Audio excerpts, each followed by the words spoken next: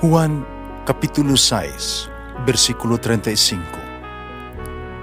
Si Jesus miingon kanila, "Ako mao ang pan nga naghatag sa kinabuhi. Ang muari kanako dili nagayod gutomon, ug ang mutuo kanako dili nagayod uhawon." Ang mga puno Pan sa kinabuhi.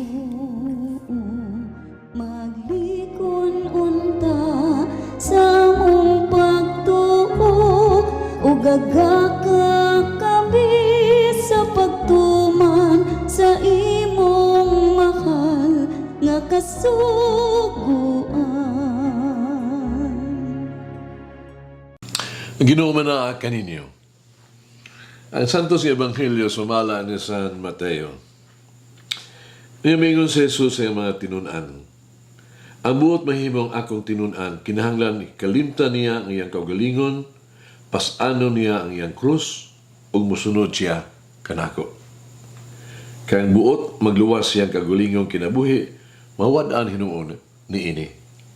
Apan among kawad-an siyang kinabuhi tungod kanako, makabaton ni ini. May makuha ba ang tao kung maangkon niya ang tibuok kalibutan? Abang kawad-an siya sa iyang kinabuhi? Wala gayod. Ang tao walay bisan unsa nga ikahatag aron mabawi niya ang iyang kinabuhi. Kaya anak sa tao, hapit na moabot uban sa himaya sa iyang amahan. Kiniyugan sa iyang mga anghel. Unya, balusan niya ang tatag sa sumala sa iyang nabuhat. Hinurimi kini. Dinhi ani ay pipila ka mga dili mamatay hangtod nga hikit-an nila ang anak sa tao nga moabot ingon nga hari. Ang Ebanghelyo sa Ginoo.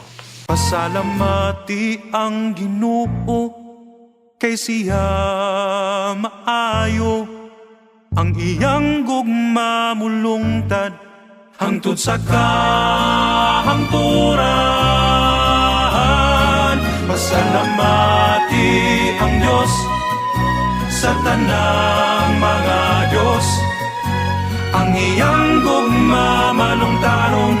Pasalamati ang Ginoo sa mga Ginoo, ang iyang gugma balungtaron.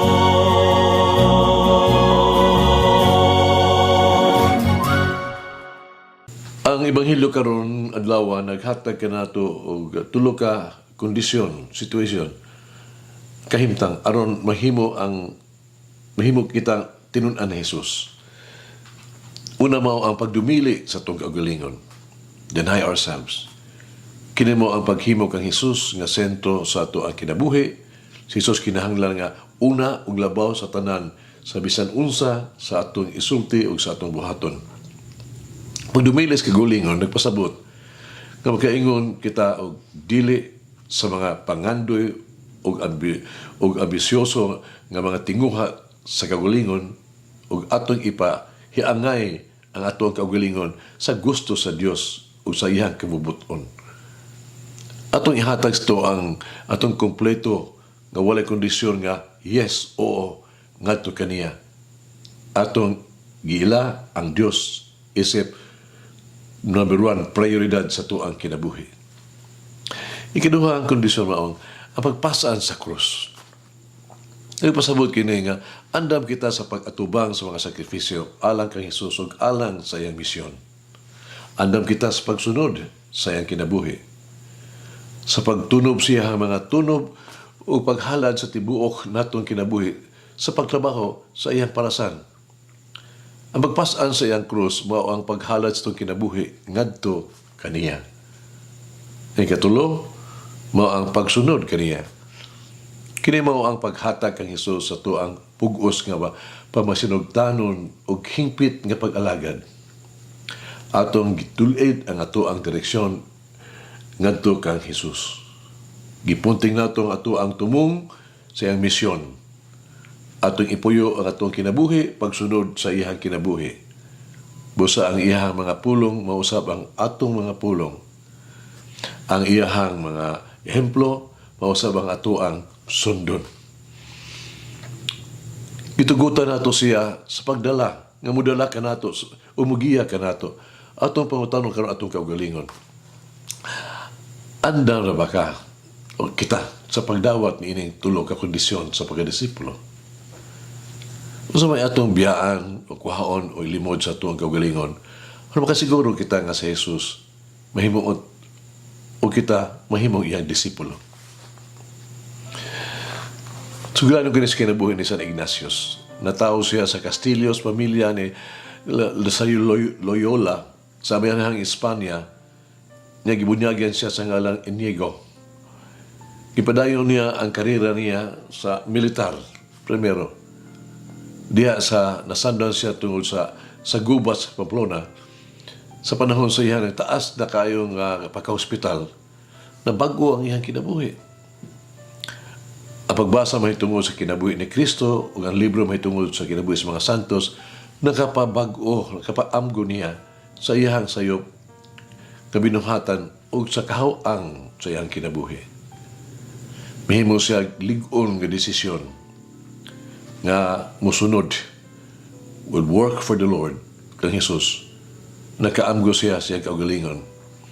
Nakaingon siya sa iyang kaugalingon. Kung ang mga santos makahimo ni ini, hindi man ko makahimo ni ini. Hagit alang ka nato. O sa mga butang nga kinahanglan natong tangtangon sa ato ang kaugalingon, aron kita makapasan sa krus ni Kristo, makasunod kaniya sa madadaanon ug hingpit. Magampo kita. Among amahan, matunud-anon, mapasayloon ng Ginoong Diyos. Salamat kaayo sa imong balaang tawag. Daygon ko ikaw sa pagpili kanako, o pagpadayon sa imong buluhaton dinhi sa yuta. Masalamaton ako kanimo sa pagsugo kanako sa pagdala sa imong gugma o pasaylo sa imong katawhan. Kaya mag-ampo ako ng matunud-anon ko sa akong katungdanan, will be faithful to my duties. Tuguti usab ako, magbubungahon ako ang mga buhat. Tugod ako nga mahingpit og nga akong pagsalig kanimo. Tuloy ako sa pag-alagad kanimo nga walay personal nga interes ang kaugalingon, gawas sa akong pagmahal kanimo. Amen. Mama Mary, may I truly experience the Lord's help in carrying my cross. Unta ang bugat nga cross nga magipasan. Ang kusog sa Dios magauban ng kanago.